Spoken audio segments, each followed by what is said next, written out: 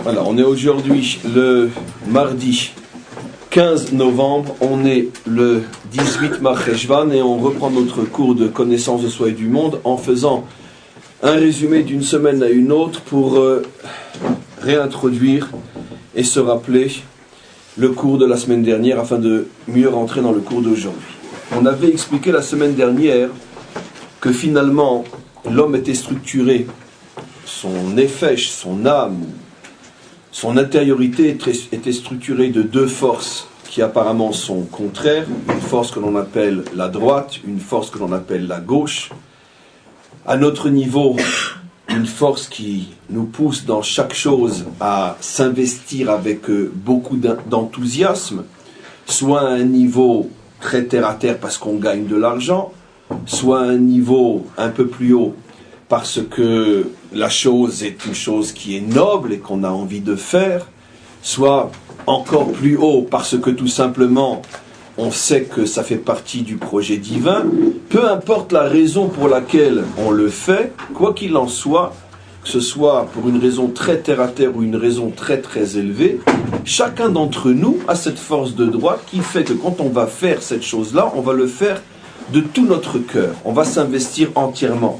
Il y a sur le plan professionnel, comme vous le savez, ce qu'on appelle des bêtes du travail, des gens qui travaillent du matin au soir et du soir au matin, et qui s'investissent de toute leur force, soit parce qu'ils aiment leur travail, soit parce qu'ils gagnent beaucoup d'argent, peu importe, et ceci est vrai à tous les niveaux. Mais, d'un autre côté, on a aussi, à l'intérieur de notre être, une autre force qu'on appelle la force de gauche, et cette force de gauche est en vérité la force de la retenue. Qu'est-ce que j'appelle la force de la retenue? C'est-à-dire donc la capacité qu'a un homme de se contrôler, d'être patient, de prendre du recul, de réfléchir, de manière à ne pas transformer son action en simple feu de paille.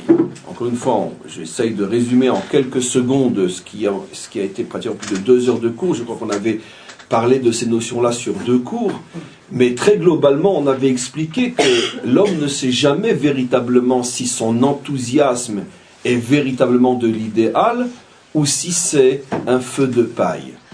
Et donc, si c'est un feu de paille, le problème est que ça ne va pas durer. Et généralement, une chose dans laquelle on s'est véritablement investi parce qu'on y croyait, et finalement on s'aperçoit que très vite il y a une usure, il y a une perte d'intérêt, ça se traduit généralement par une grande déception, et la déception ce n'est jamais bien parce que ça agit après sur le moral, ça agit sur toutes nos forces, et à force de feu de paille et de déception, on finit par ne plus croire en rien et ne plus vouloir véritablement vivre comme l'on devrait vivre. C'est la raison pour laquelle on voit que la plupart d'entre nous avons une vie très très très standard, métro, boulot, dodo, on fait plus ou moins ce qu'il faut faire, mais on ne s'investit pas dans grand-chose. Si vous prenez une communauté X, les 2 ou 3 grandes communautés francophones du quartier par exemple, qui comptent malgré tout plusieurs centaines de personnes, combien on compte sur les 5 doigts de la main ceux qui sortent du lot et qui sont véritablement des leaders, des gens qui font quelque chose.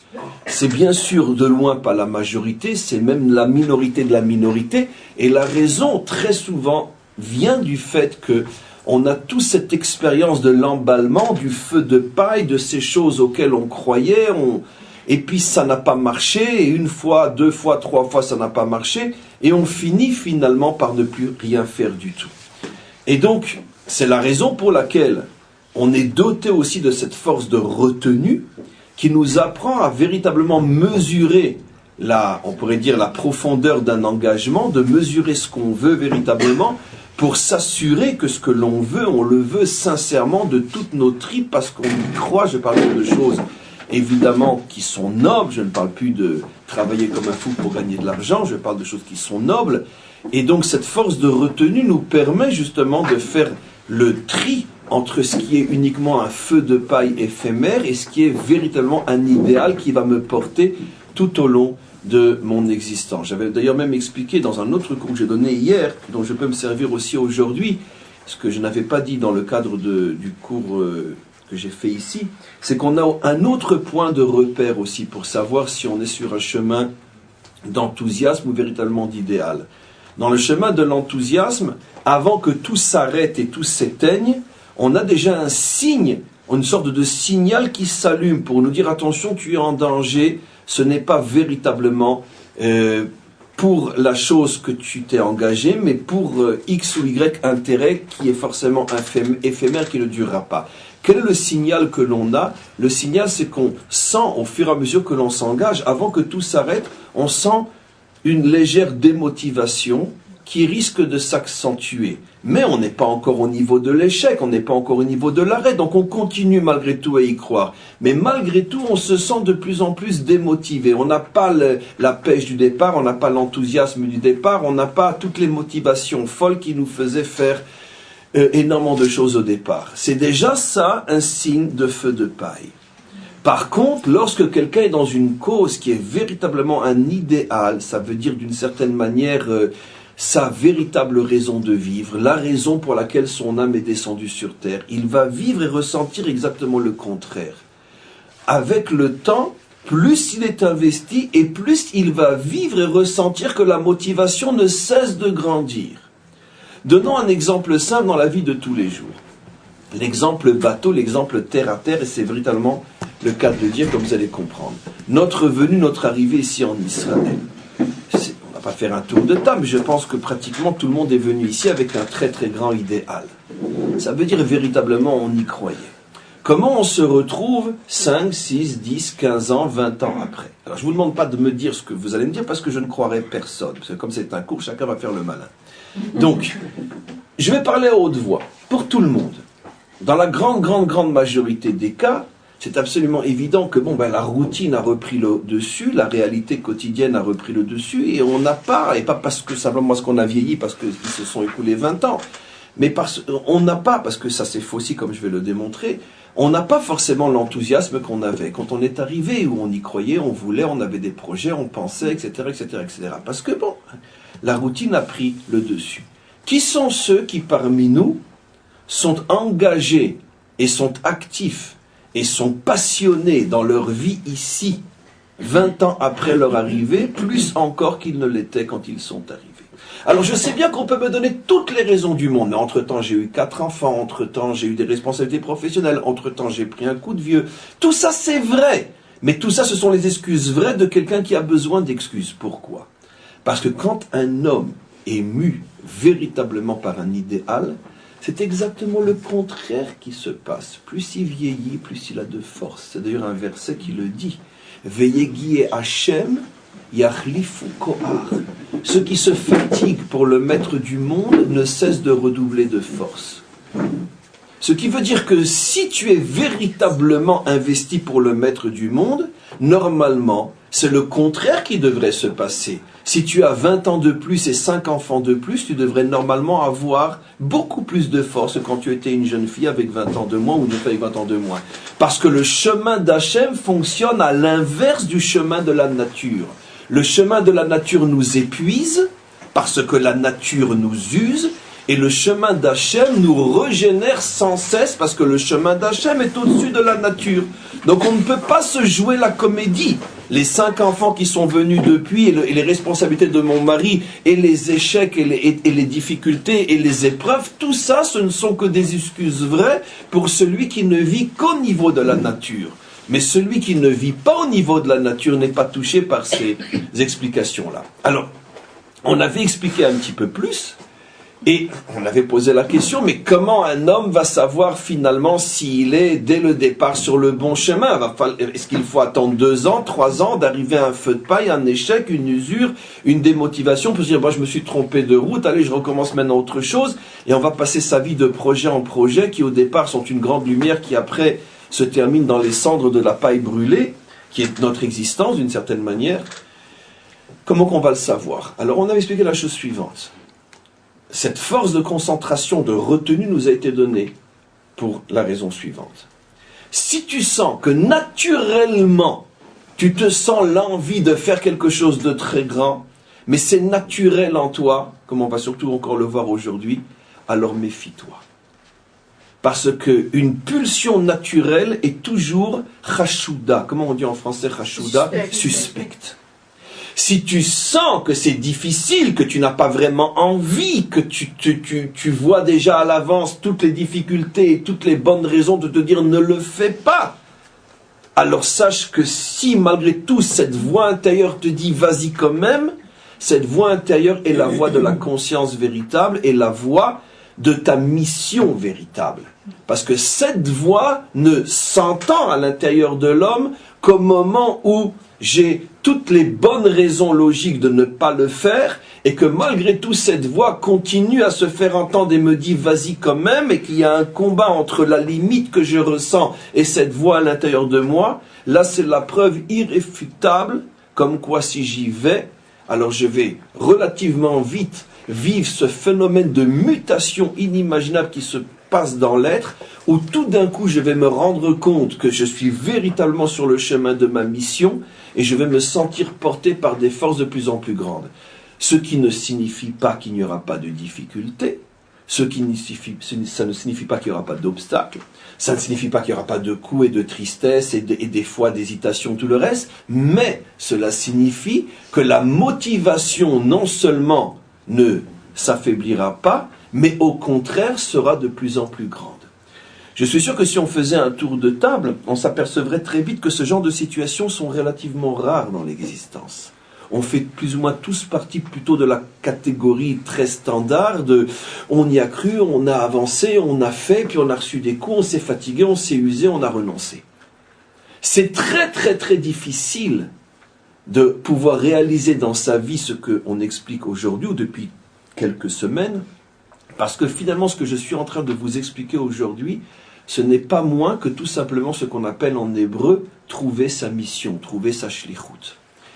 Et je vais vous donner un exemple qui est en soi un cours que j'ai déjà donné, mais je pense que la plupart ne l'ont pas entendu, et même pour ceux qui l'ont vaguement entendu, je sais qu'il y a très longtemps, donc de toute façon ce sera toujours renouvelé par rapport à nos besoins du moment. Et d'une manière tout à fait providentielle, la définition de ce qu'est une mission, on le comprend, je dis c'est providentiel, d'une manière absolument prodigieuse dans la paracha de cette semaine. Et je n'ai pas fait exprès, mais c'est véritablement, comme vous allez le voir, l'illustration la plus extraordinaire de ce qu'on a commencé à expliquer. Vous savez que dans notre paracha, on parle donc de l'envoi d'Eliezer pour trouver donc Rivka, la future épouse de Yitzhak. Il se pose de grands problèmes dans le texte lui-même, et surtout quand on lit le texte avec l'apport de notre tradition, les maîtres d'Israël. Dans le texte lui-même, d'abord on ne comprend absolument pas pourquoi Avram envoie Eliezer dans le vague le plus total. Il ne lui donne aucune indication. Qui est la future? Où habite-t-elle? La fille de qui? Vous vous rappelez que j'ai déjà parlé de cette notion-là? Non? Tant mieux. Et il lui donne aucune indication. Or, à la fin de la paracha qui précède, Abraham a reçu la carte d'identité la plus précise de celle qui va être la future épouse de son fils. Il reçoit une prophétie, ce sont des versets explicites dès qu'il descend de la Hakéda, du mont Moria. Il reçoit une prophétie qui lui dit « Sache que Rivka, la fille de Bethuel, la sœur de Lavan, etc., est née dans la famille de ton frère Nahor à Haran, ou à Aram Naharaim, qui sont les deux noms pour désigner cet endroit. » Donc, et à ce moment-là, Rashi nous dit pourquoi précisément maintenant il reçoit cette prophétie, pour lui dire, pour lui faire savoir que le Zivouk, l'âme sœur de son fils, l'attend. Et donc il a la carte d'identité précise de la future. Et regardez le texte quand vous allez lire la paracha, vous allez voir qu'il envoie son fils, son serviteur, dans le pays d'où il vient, mais le pays d'où il vient est immense. Il fait quand même, il est aussi grand, si pas plus que la France, avec des millions d'habitants. Il l'envoie dans le pays d'où il vient chercher une fille pour son fils, dans sa famille d'origine. Mais où est ta famille d'origine? Au nord, au sud, à l'est? Comment elle s'appelle? Et s'ils ont beaucoup de filles, est-ce que tu n'en voudrais pas une particulière? Et comment tu la veux? Donne-nous une indication. Rien, il ne lui donne aucune indication, alors qu'il a tous les éléments pour faciliter la shlichut, pour faciliter la mission. Plus encore, il dans la discussion, il laisse même supposer son serviteur qui, recevant tellement peu de renseignements, ne peut pas faire autrement que de dire « je ne suis que dans le texte écrit, et si jamais je la trouve pas, ou si jamais je les trouve, j'ai une chance sur 1000, il faut chercher une aiguille dans une botte de foin. Si jamais je la trouve, parce que lui, le serviteur, ne sait pas que le maître sait et qu'il refuse de lui dire. Et si je ne la trouve, et si je la trouve et qu'elle refuse de venir, est-ce que j'aurai le droit d'aller chercher ailleurs ?» Il lui répond, effectivement, tu pourras chercher ailleurs, mais en tout cas pas chez les Cananéens. Tout, mais pas une fille de Canaan. Mais ça peut être une Syrienne, ça peut être une Égyptienne, ça peut être une Jordanienne, ça peut être tout ce que vous voulez. Qu'est-ce que c'est cette idiotie? Maintenant, tu sais très bien que de toute façon, il n'y en a qu'une, l'âme sœur de ton fils s'appelle Rivka, Bat Bethuel. On vient de te le dire. Alors qu'est-ce que tu supposes? On est quand même dans un discours de Torah. Chaque mot, chaque verset, chaque lettre ne peut pas être dite pour rien. C'est pas un fait divers de France Dimanche qu'on est en train de nous raconter.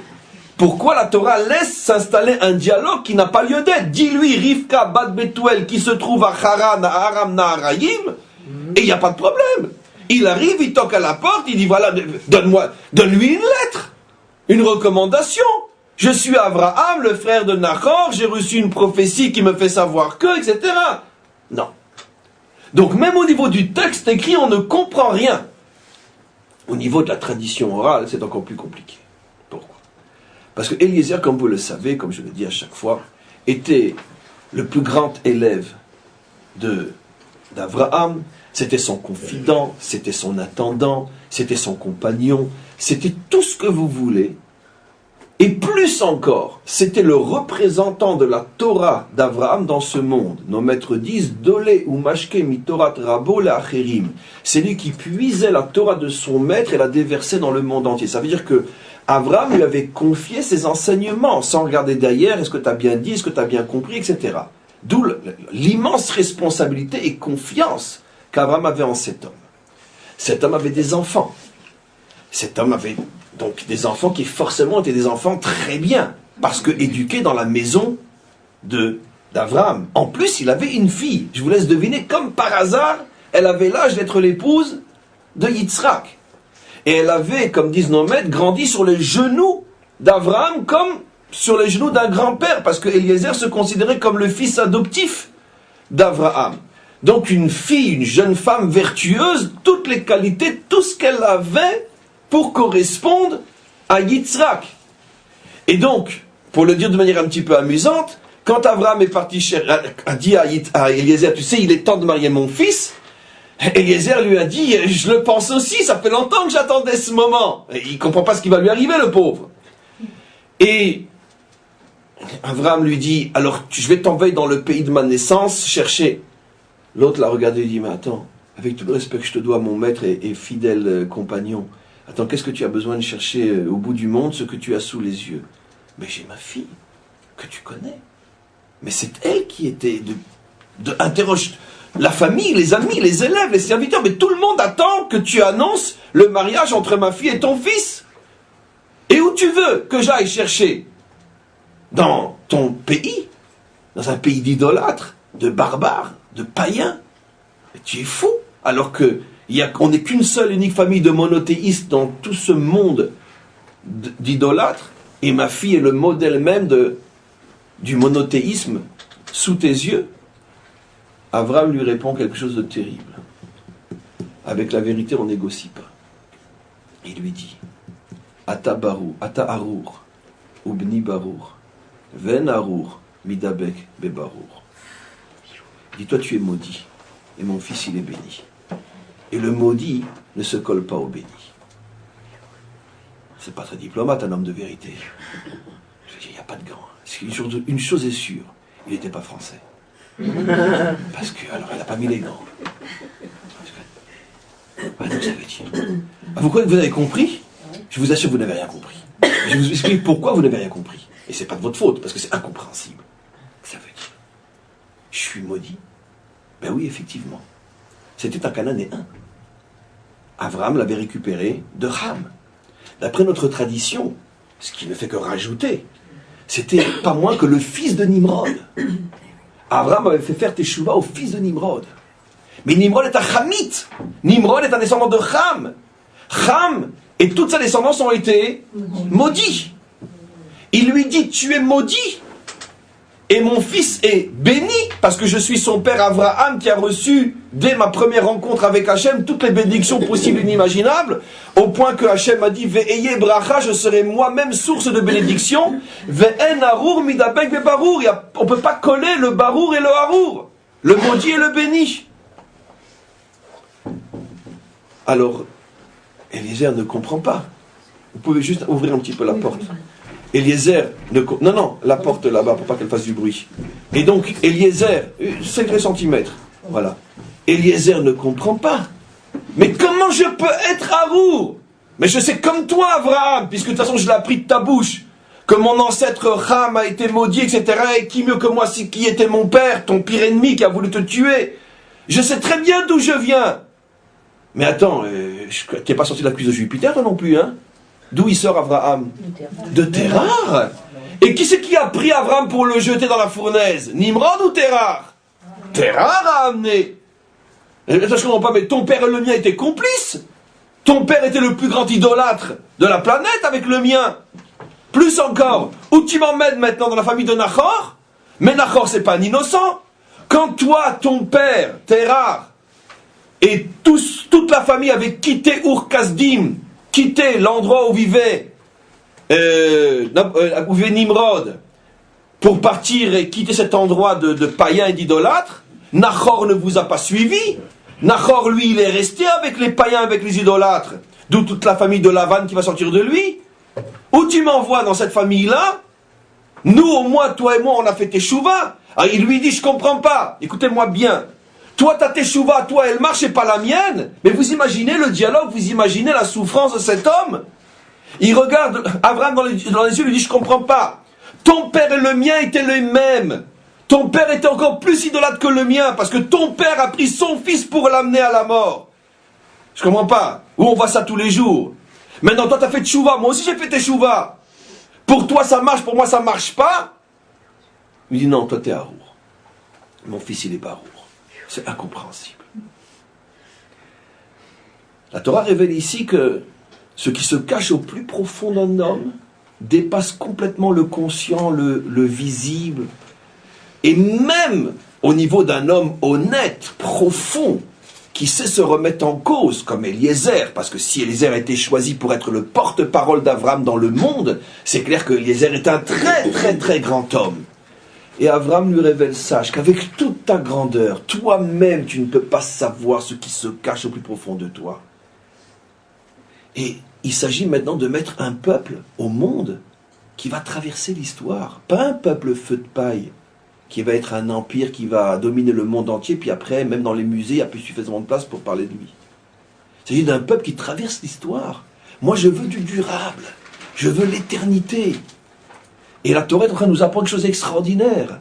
Même au niveau d'un homme comme Eliezer, qui est un géant, et sa fille est une géante, Abraham a des doutes. Qui me dit que cette géanterie pourra traverser l'histoire? Parce que la géanterie peut malgré tout être un immense feu de paille, et l'histoire sera plus fort que ce feu de paille. Combien de civilisations, combien de penseurs, combien de pensées ont influencé le monde pendant 1 siècle, 2 siècles, 3 siècles, 1000 ans, mais qu'est-ce qu'il en est resté? Abraham ne veut pas de ça. Abraham est un vrai sage. Il a peur de ce qui brille. Ce qui brille est dangereux, ça prouve rien. Qui me prouve que la malédiction qui est dans tes gènes, à cause de ce que Cham a fait à Noar, qui me dit que tu t'es nettoyé de ça? Et les gens lui disent, mais Martin, je ne comprends pas. Tu me fais confiance, tu me laisses être ton porte-parole, toi-même tu signes de tes mains saintes, comme quoi je suis un homme parfait, sinon pourquoi tu me confies ta Torah? Abraham lui répond oui, mais quand il s'agit de mettre des enfants au monde, les enfants ne sortent pas de la conscience uniquement du père et de la mère, ils sortent de ce qu'il y a de plus profond, dans les couches les plus mystérieuses de l'être. C'est là-bas que va chercher la graine ce qu'elle va devenir. Et qui me dit que quand cette graine-là ne va pas sortir de toi, peut-être qu'une génération, 2 générations, 3 générations, 4 générations, 5 générations, Ça va être sublime. Mais toi et moi, on sera encore là dans 10 générations, quand tout commencera à s'effriter, à disparaître. Moi, je veux qu'après des millénaires d'exil, nos enfants reviennent un jour à Jérusalem et puissent étudier la Torah à Jérusalem, après avoir traversé 2000 ans d'un des trous les plus noirs de l'histoire, qui est notre dernier exil. Tu peux m'assurer ça, toi? Ta fille, elle est au niveau? Et d'accord, mais qui peut donner une réponse à cette question-là? Vous allez voir. Et Eliezer commence à comprendre. Mais d'un côté, il ne comprend pas, parce qu'il dit, mais d'accord, mais... Alors, mais eux, je sais qui on va, dit-il à son maître, mais ce sont comme des idolâtres. Il dit oui. Mais sache quelque chose d'absolument extraordinaire dans un homme. L'extériorité, quelle qu'elle soit, ne prouve rien. C'est l'intériorité. Dans ma famille, c'est de vrais idolâtres. Mais c'est extérieur.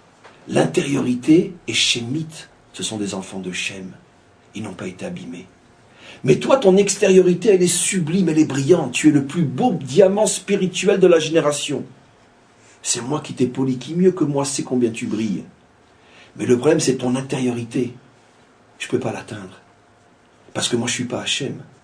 Et aussi grand je suis, et avec tous les efforts que j'ai faits, qui me prouve que j'ai percé, atteint ton intériorité?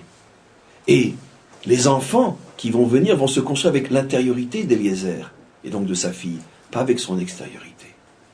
Et donc, n'aie pas peur de ma famille. Ce sont des idolâtres, c'est vrai. Mais l'intériorité est propre. Et si l'intériorité est propre, elle finira par prendre le dessus et avoir gain aussi, cause sur l'extériorité, et la transformera.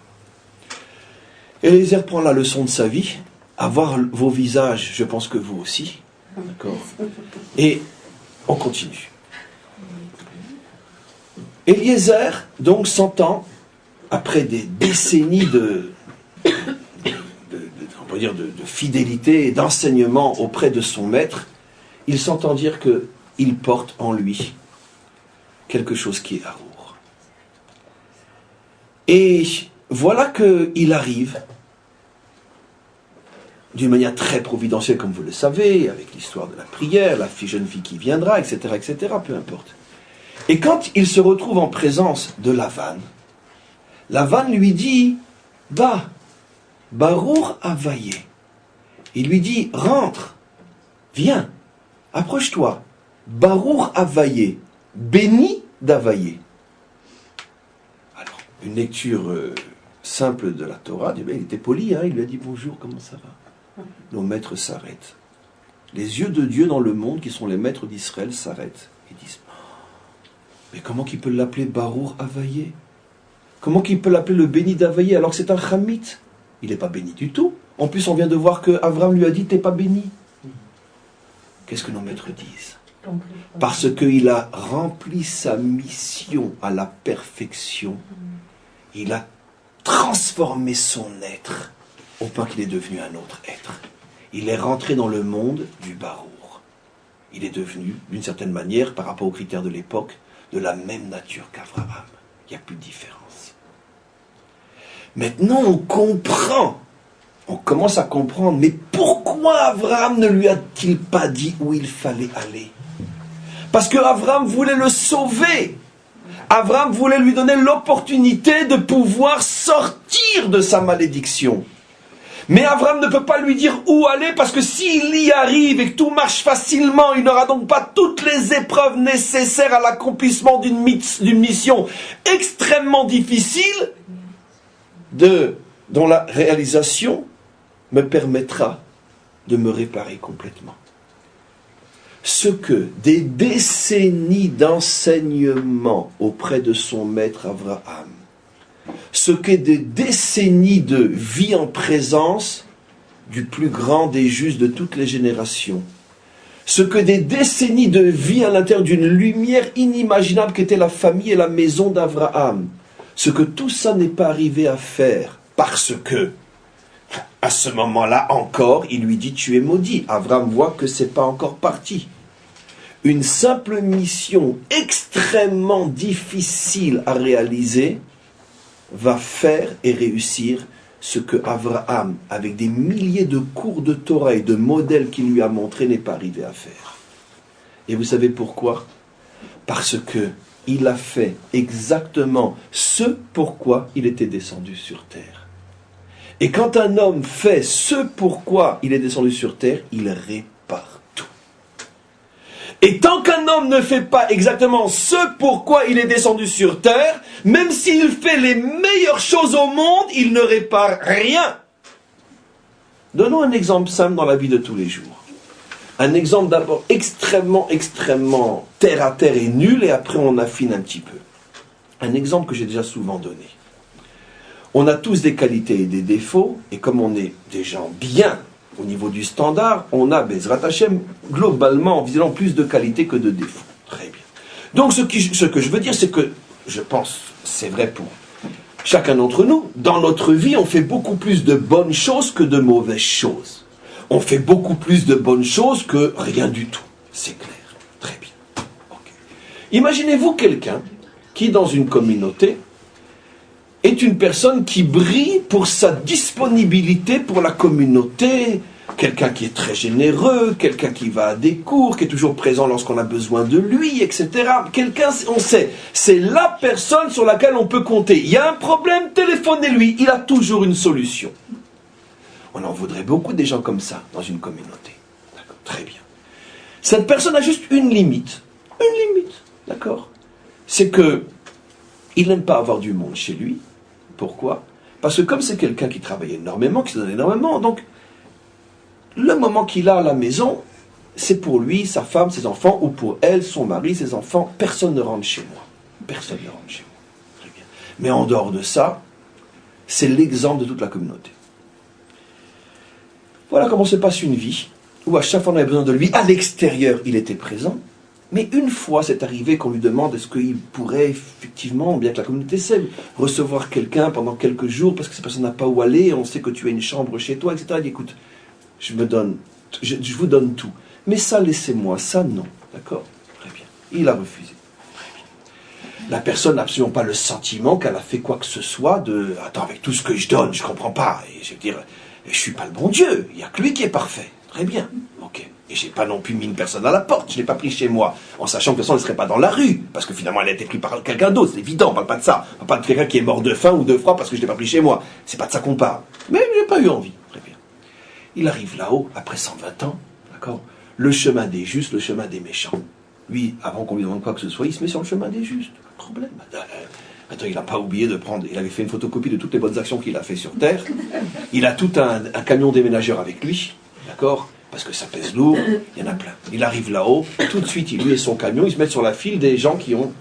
Arrivent 2 anges, il dit, non, et c'est marqué sur le panneau, pour ceux qui n'ont rien fait dans leur vie.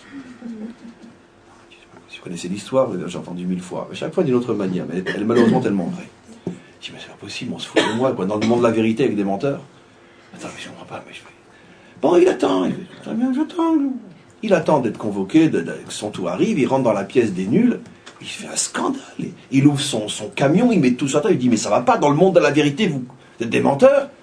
Il dit, mais non, vous n'avez rien fait sur terre, monsieur. On va t'expliquer. Votre âme, elle était descendue sur terre que pour être éprouvée dans ce que vous n'avez jamais voulu faire. Tout le reste n'est pas votre mission.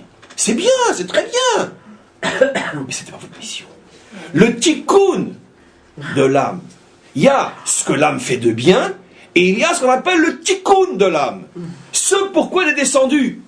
Ça veut dire que chaque âme a un problème fondamental. Chaque âme a une blessure, chaque âme a une plaie, chaque âme a quelque chose de tordu. Et c'est ça qu'on descend. C'est pour ça qu'on descend, pour se soigner. Qui a ni Hachem Rofecha, parce que je suis Hachem ton médecin. Donc ce monde est un hôpital, il n'y a que des malades ici. Très bien. Seulement le problème, c'est qu'il y a des malades qui refusent de se faire soigner. Alors dire, pourquoi tu étais dans l'hôpital pendant 70 ans, 120 ans? À chaque fois qu'il y avait un rendez-vous avec le médecin, tu étais parti. Parce que ça fait mal. Mais tu es dans un hôpital ici, ça ne peut pas être que forcément agréable. Alors, dans ce cas-là, c'est pas un hôpital, il faut aller au cinéma. Ce monde est un hôpital, on est tous là pour se faire soigner, on est tous des malades. Je pense que vous le savez quand même. Très bien. C'est bien de se le redire de temps en temps. On est tous des malades, je suis malade, mais complètement malade, c'est qui chantait ça? Là, bien sûr. Et donc, automatiquement, c'est normal que ça fasse mal de soigner. Donc, toi qui n'as fait que des choses qui allaient selon le sens de ta nature, J'ai pas dit que c'est nul, j'ai pas dit que c'est pas mal, mais c'était pas pour ça que ton âme est descendue. Là où ça faisait mal, là où tu criais je veux pas, je peux pas, non, pas moi, là tu es au niveau de ta mission. Et si tu l'as fait, tu as tout gagné. En plus, tu recevras aussi une récompense pour tout le reste, ça se rajoute, c'est comme les petites fleurs dans une salle de réception. Je veux dire, vous imaginez une salle super bien décorée. Il y a la roupa, il y a tout le monde. Il manque juste la kala. Il manque l'essentiel. Même s'il y a l'orchestre, il y a tout. Toutes les mitzvot, tout le bien qu'un homme fait dans sa vie, mais qui n'est pas le bien de sa mission, c'est la décoration, c'est le petit rien qui fait le tout. Parce que c'est sûr que si les gens se marient, mieux vaut dans une belle salle que dans la rue. C'est évident. Mais c'est pas encore le mariage, la belle salle. Où est la kala? La kala, c'est où est ta mission? Tu l'as trouvé ta mission? Voilà. Maintenant, tout ce qu'Eliezer a reçu avec Abraham, c'était la belle salle. Mais il n'a pas encore touché sa mission. La mission, on la comprend, elle est de taille. Participer comme acteur, comme bon acteur, à finalement faire ce qui est la destruction de tout son espoir, de toute sa vie, de tout ce sur quoi il avait fondé ses rêves. Voir ma fille se marier avec le fils de mon maître. Mais toute ma vie, j'ai attendu ce moment-là. Et maintenant, je vais devenir l'acteur de ma propre destruction. Tout ce que j'ai construit, je vais le détruire. À mes yeux, parce que je vais rien détruire du tout. Parce que ce que je vais gagner, c'est... Mais ça, je le sais qu'après. Mais dans un premier temps, qu'est-ce que je comprends? Que la mission me demande d'être moi-même l'acteur de ma propre destruction. Maintenant, pour que la mission soit une véritable mission, il faut qu'il y ait plein de mines à chaque endroit où tu poses le pied. Si Abraham lui avait dit tu vas chercher Rivka bat Bethuel à tel endroit, c'était déjà dur en soi. Seulement il n'y a pas de peau de banane, parce que tout est déjà dit. Mais quand Abraham volontairement le laisse dans le flou, et qu'il lui suggère même si tu ne trouves pas, tu pourras aller ailleurs. C'est tellement facile de dire Abraham j'ai cherché, j'ai pas trouvé. Il dit non. Il a compris le piège. Non, je ne me laisserai pas avoir. Et la voix qui lui dit, mais t'es malade, mais t'es un vrai malade, toi, il faut te faire soigner. Quoi, tu vas aller chercher une païenne pour Yitzhak, alors que ta fille, c'est un exemple, un modèle. Lui-même, il t'a dit que si tu ne trouves pas, tu peux revenir bredouille. Et puis, si tu ne trouves pas et que tu reviens bredouille, sois pas idiot, tu vas pas revenir bredouille, tu vas revenir avec ta fille. C'est encore mieux que n'importe quel autre. Et il entend cette voix pendant des jours qui lui dit, mais arrête. Il dit, non, je serai fidèle à ma mission. Qu'est-ce qu'il est en train de faire? Il est en train de casser sa nature, casser tout ce qu'il a en lui, de se foutre en miettes.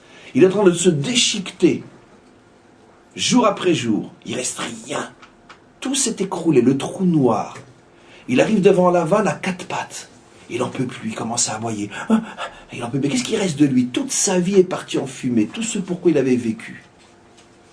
Et à ce moment-là, il lui dit Lavan, et ça sort de la bouche même de Lavan. Ça devient tellement bon que même Lavan le voit.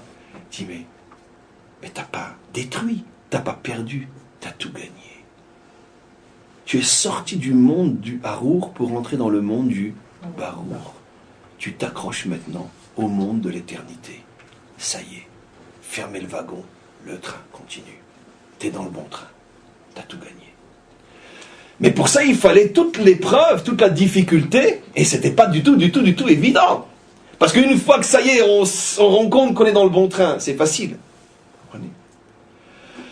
Donc si je reviens maintenant, grâce à cette histoire providentielle, qui est notre parcha de cette semaine, sur le texte qu'il explique, c'est exactement la même chose. Chacun d'entre nous a une mission. On ne la connaît pas à l'avance. Mais ce qui est sûr et certain, c'est que la mission ne peut se trouver qu'à l'endroit où je sens qu'il faut que je sorte complètement de ma nature. Où il faut que je puisse remettre en cause tout ce à quoi je croyais. J'étais accroché, toutes mes directions, tout mon idéal, tout. Ben, c'est aussi le premier Lech Lecha d'Avraham. Avraham n'est pas qu'un beau parleur. Il a lui-même expérimenté sur lui-même avant de le demander à son serviteur. Il a expérimenté lui-même le Lech Lecha. Vous savez que 2 fois dans sa vie, Abraham s'entend dire Lech Lecha. Au tout début et à toute la fin. Bien sûr, Lech Lecha. Au moment où il découvre Hachem, lâche tout, recommence à zéro. Et au moment où il arrive au sommet de sa carrière, il est papa d'une lumière qui a 37 ans, Yitzhak. L'avenir est assuré. Ça y est, j'ai terminé. Tout d'un coup, qu'est-ce qu'il entend? Lech lecha. Il fait comme ça parce qu'il est passionné. Ouh là là, j'aime pas Lech lecha. La première fois que j'ai entendu Lech lecha, ça m'a coûté très très cher. Le père va pas recommencer. Lech lecha, ça veut dire quoi, bon Dieu? Ouais, Lech lecha. Vas-y, détruis tout, recommence à zéro. Les mêmes mots qui annoncent le quitte tout, annoncent prends ton fils et amène-le-moi. Abraham comprend que la vie, la vraie, est une éternelle remise en cause de ce à quoi on croyait, parce que Hachem veut te faire accéder encore plus haut, encore plus loin.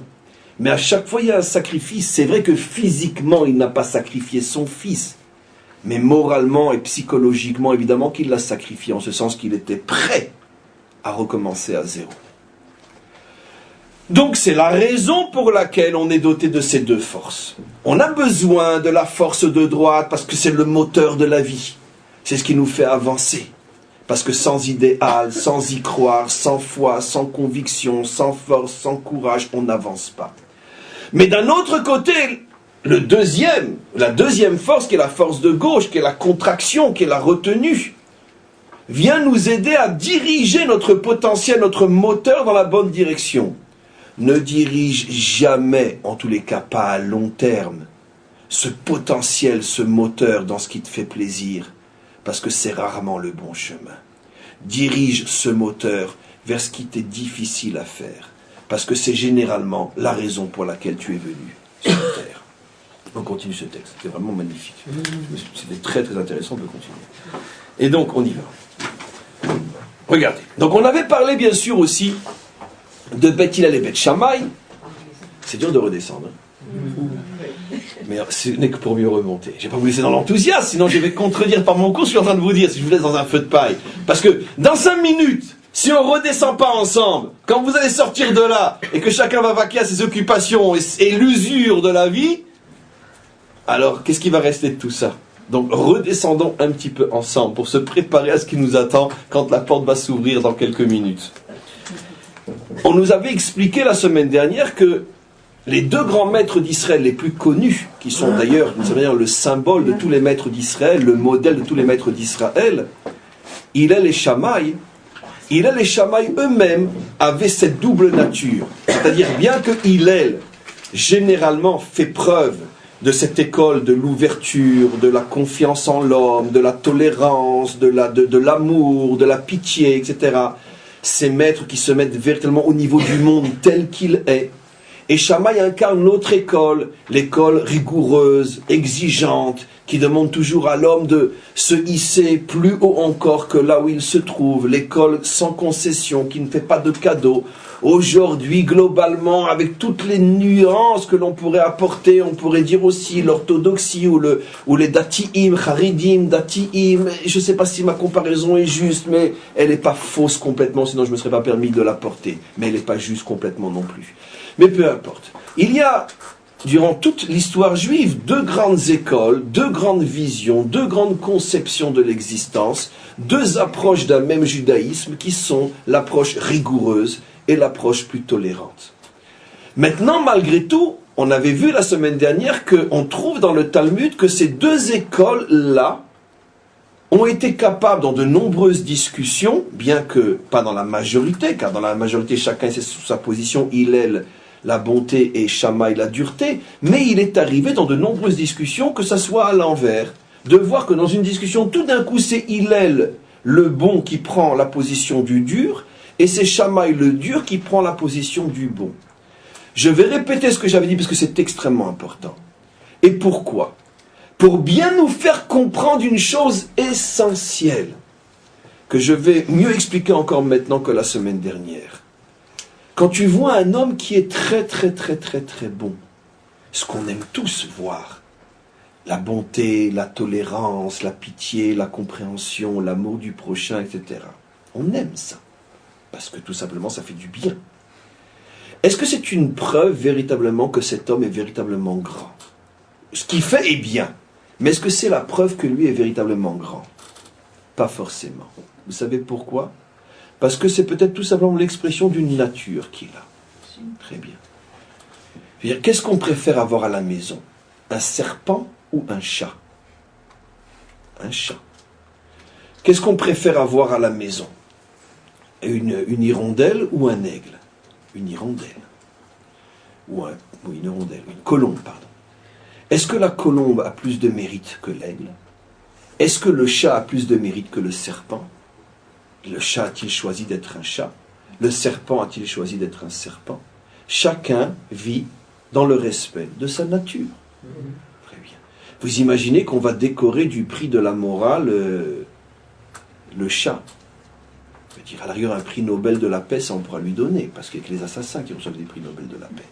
Mais bon, c'est tout. À part ça, qu'est-ce qu'on peut lui donner à ce chat-là, puisque ce n'est qu'un chat? L'humain n'est pas toujours différent d'un chat ou d'un serpent, d'une colombe ou d'un aigle. T'es-tu posé la question, peut-être que tu es en face d'un homme-chat? Ben oui, ça existe, les hommes-chats. Les grands saints de l'histoire n'étaient peut-être que des hommes-chats. Et ils n'ont fait qu'être fidèles à leur nature. Et s'ils étaient nés serpents, eh ben ils auraient été des hommes serpents. Je vais vous choquer en disant la chose suivante. On n'a aucune preuve que Gandhi était différent d'Hitler. C'est très fort ce que je dis. Ceux qui ne veulent pas comprendre vont m'assassiner après un cours pareil, après une phrase pareille. Mais parce qu'ils seront bêtement méchants. Ils ne veulent pas comprendre ce que je dis. Quand je dis différent, dans le sens que si Gandhi est né avec une nature extrêmement bonne, et Hitler est né avec une nature extrêmement mauvaise, chacun a vécu fidèle à sa nature.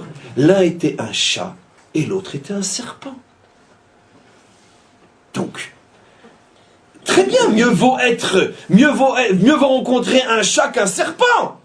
Mais qui va décorer un chat? Qui va s'en servir comme modèle? C'est très très fort ce que nos maîtres nous apprennent. C'est pour ça qu'ils sont insupportables. C'est pour ça qu'on n'en veut pas. Tous, mais pas les maîtres d'Israël. Pourquoi? Parce qu'ils sont insupportables. Quand on en a enfin trouvé un qu'on peut vénérer, tu nous le détruis. Mais oui. Nous, on ne veut pas de saints chats. On veut des saints véritables. Et comment qu'on va savoir qu'un saint peut être un vrai saint? Quand il est capable de faire exactement le contraire de ce qu'on croyait être sa nature. Là, il va prouver qu'en vérité, il n'est pas comme ça parce que c'est sa nature. Il est comme ça parce qu'il a fait ce choix. Mais si il devait faire un autre choix, il pourrait faire un autre choix. Hillel n'était pas bon parce qu'il était un tendre. Hillel était bon parce qu'il avait fait le choix de se mettre à la portée des hommes. Mais quand Hillel devait montrer de la rigueur et de la dureté, il était capable de le faire autant, si pas plus encore que Shammai. Ne vous trompez pas sur moi. Non, je suis un homme et non un chat. La différence entre un homme et un chat, c'est qu'un chat ne peut être qu'un chat. Un homme peut être ce qu'il veut au moment où il doit être ce qu'il doit être. Au moment où il doit être bon, il sait être bon. Mais si tout d'un coup il est dans une situation où il doit faire preuve de dureté, il saura faire preuve de dureté, bien sûr. Et donc automatiquement, pour la même raison, on va rencontrer que Shammai est capable de trancher la loi d'une manière extrêmement tolérante et pitoyable pour ces faibles créatures qui ne sont pas capables de s'élever plus haut que le rat des pâquerettes. Alors que lui est toujours très rigoureux, on ne comprend pas. Alors t'es un ultra-orthodoxe ou t'es un libéral? Il dit, je suis ni l'un ni l'autre, je suis un homme. Je suis ce que je dois être au moment où je dois l'être. J'ai choisi consciemment, et non parce que c'est ma nature, le choix d'enseigner un judaïsme rigoureux, mais quand je suis parfois dans des situations où la vérité me demande d'être bon et tolérant, je peux l'être encore plus que Hillel. Ce sont des maîtres qui ont montré qu'ils étaient au-dessus de leur nature. Ils étaient capables de faire exactement le contraire de ce qu'on croyait être leur véritable nature. Ça prouve qu'ils avaient ces deux forces en eux, la force de droite et la force de gauche, et que dans le moment propice selon leur choix au niveau de leur idéal, ils utilisaient l'un ou l'autre. Hillel avait fait le choix d'être l'école de la droite, mais savait très bien utiliser la gauche, Shammai avait fait le choix d'être l'école de la gauche, mais savait très bien utiliser la droite. Oui. On retrouve ça surtout dans le Shalom Bayit, je trouve, parce que souvent dans le Shalom Bayit, on doit aller à l'encontre de sa nature, souvent pour accepter l'autre, puisque l'autre, il est censé être l'opposé de nous. Absolument. Toute relation humaine est fondée sur ce principe. Et d'ailleurs, c'est ce qui nous permettra, votre remarque, de terminer le cours sur quelque chose d'absolument extraordinaire, qui montre encore, je veux dire, la folie suicidaire des traductions et le bonheur infini d'avoir accès à nos textes avec la véritable clé de lecture. Et j'explique. L'un des versets les plus meurtriers qui existent sur Terre au niveau de la traduction, c'est « Tu aimeras ton prochain comme toi-même ». L'un des plus grands scandales de la planète, une falsification à en mourir de rire. Pourquoi? Parce que là, le mensonge va très loin. Parce qu'il y a marqué nulle part dans la Torah, tu aimeras ton prochain comme toi-même. Il est marqué Ve'afta le're'acha kamocha. Que signifie le're'acha? Nous, on a une clé pour connaître le sens d'un mot. La racine. Quelle est la racine du mot re'a? Ra. Il est loin d'être prochain, le méchant. Celui que tu ne supportes pas. C'est pas marqué le prochain. Celui que tu ne supportes pas. Quelle est la différence entre tu aimeras ton prochain comme toi-même et celui qui est re'acha? C'est quoi la différence? Ton prochain, c'est celui qui te ressemble. Comment? Ton prochain, c'est celui qui te ressemble. Déjà, évidemment, la différence est fondamentale. Le prochain, c'est celui avec lequel je me trouve une affinité. D'accord? Mais celui qui est absolument à l'opposé de moi, d'accord? Au point que l'homme a inventé toute une panoplie de mots pour justifier sa violence. Oui, mais c'est un infidèle, c'est un hérétique, c'est un... tout ce que vous voulez. C'est-à-dire, quand on a besoin de liquider quelqu'un, on a d'abord la liquidation verbale. On le diabolise, et puis après, on appuie sur le bouton. C'est ce que fait l'Europe depuis à peu près 30 ans. Diaboliser Israël, sionisme égale nazisme, et puis entre ça et le bouton sur lequel il reste à appuyer, c'est facile. Hitler ne peut pas mettre les Juifs dans un four si pendant d'abord 10 ou 15 ans, il n'a pas persuadé le monde entier que les Juifs, c'est la mort. Et donc, pour nous, donc, il faut bien, c'est eux ou nous. Donc, celui que tu veux exterminer, tu le diabolises. Qu'est-ce que nous dit la Torah? Ve'afta le're'acha kamocha. Même celui qui n'est absolument pas ton prochain, même celui avec lequel tu n'as aucun lien, aucune affinité, parce que toi tu crois en un Dieu, lui il croit en 10 dieux. D'accord? Ou pour toutes les raisons du monde. Ve'afta le're'acha kamocha. Donc déjà on ne parle pas du prochain. Parce que le mot prochain est une traduction terrible. D'abord parce que c'est une trahison du texte. Le texte dit tout le contraire. Et aussi parce qu'en français, le mot prochain suggère une notion d'affinité. Or, on te dit exactement le contraire. En plus, il y a une autre trahison dans le verset qui est terrible et de taille, tout simplement par ignorance de la grammaire. Il n'est pas dit dans le texte « Ve'afta et re'acha kamocha » Ve'afta le re'acha kamocha.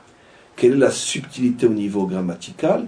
Il n'est pas dit tu aimeras ton prochain ou ton lointain, peu importe, comme toi-même. Ve'afta le. Ça veut dire tu dois diriger ton amour vers. Mais on ne te demande pas d'y arriver, c'est absolument impossible d'y arriver à 100%. On te suggère de faire l'effort parce qu'effectivement, on ne parle pas de ton prochain, on parle d'un être exécrable. Et on te demande même lui au moins d'avoir un élan d'amour vers, parce que les signifie vers. Ça veut dire, en bon français, comment qu'on pourrait traduire ce verset? Sois tolérant, tout simplement. C'est intéressant que les religions qui parlent le plus de l'amour du prochain sont les plus intolérantes. C'est intéressant. Ben oui, parce qu'elles sont victimes de leurs crimes.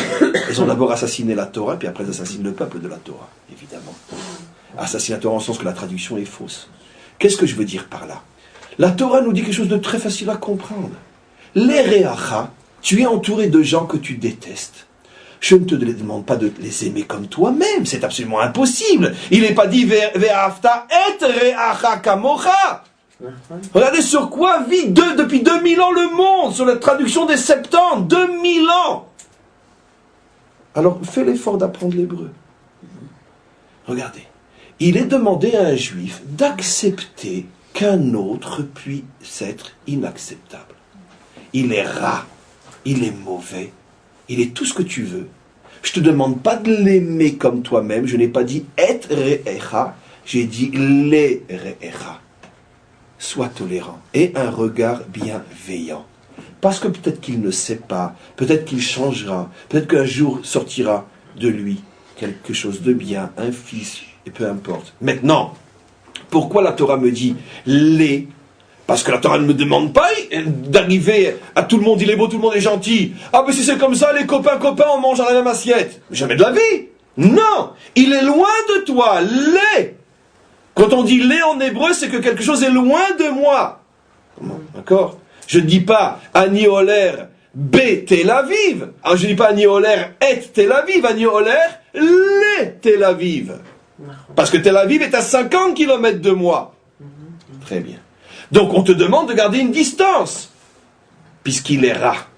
Mais malgré tout, tu ne vas pas l'exterminer pour autant. Tu ne vas pas faire la guerre sainte pour autant. Et en plus, merci beaucoup. Merci beaucoup.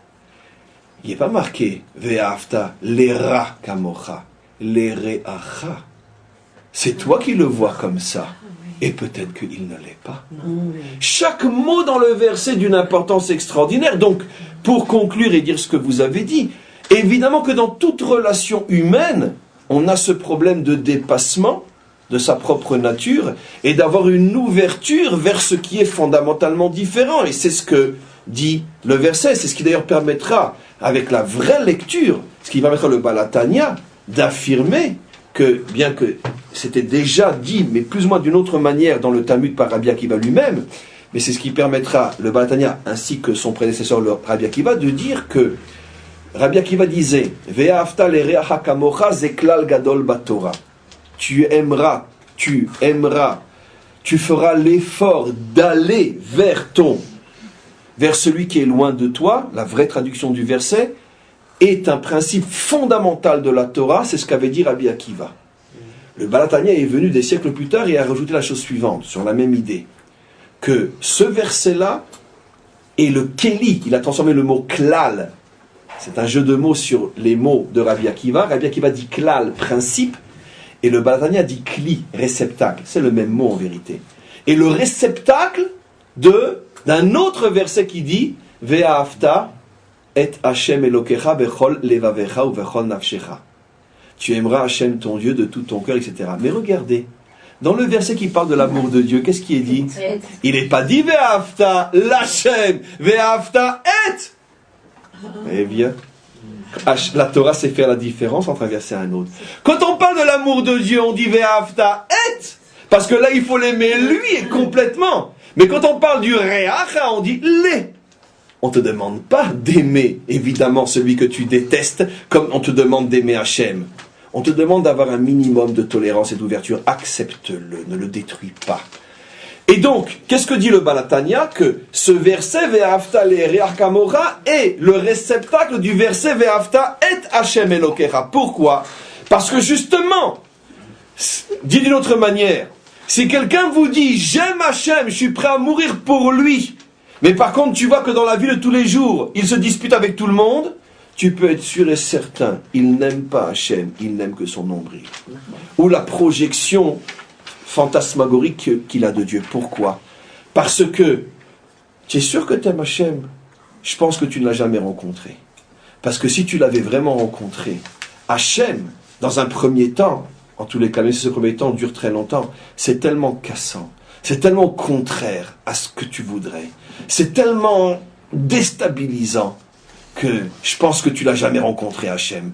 Parce que si tu n'es pas capable de t'entendre avec quelqu'un de chair et de sang, comment peux-tu accepter et supporter quelque chose d'infini qui te casse du matin au soir? Donc forcément, c'est que tu n'as jamais expérimenté Hachem. Parce que justement, il faut passer par ce dépassement de soi, et la première expérience de ce dépassement de soi est en vérité avec les hommes. Alors c'est pas la mission, c'est l'émission. On passe notre vie à se dépasser. Disons que je pense qu'il y a pour chacun d'entre nous une mission fondamentale qui englobe plus ou moins l'idéal de notre vie. Et il y a, j'imagine, comme dans une autoroute, il y a des bifurcations, il y a des sorties, il y a des ramifications, et il y a quantité de sous-missions ou de missions supplémentaires qui viennent se greffer à l'essentiel. Mais malgré tout, la vie de chacun d'entre nous, c'est une mission fondamentale. Et comment ça fait 3 cours qu'on en parle. Ça fait 3 cours qu'on en parle. Maintenant, je ne peux pas descendre dans la lara vous dire à vous en particulier votre mission. Mais si vous voulez, un cours peut apporter la voiture et indiquer la route à prendre et même mettre l'essence dans la voiture. Mais ce qu'un cours ne peut pas faire, c'est conduire à votre place. Ça, c'est votre part de choses. Il faut maintenant se mettre au volant. Non, mais la reconnaître. Et grâce à Dieu, vous allez très très vite sur votre voiture en ce qui vous concerne. Que des bonnes choses et à la prochaine fois.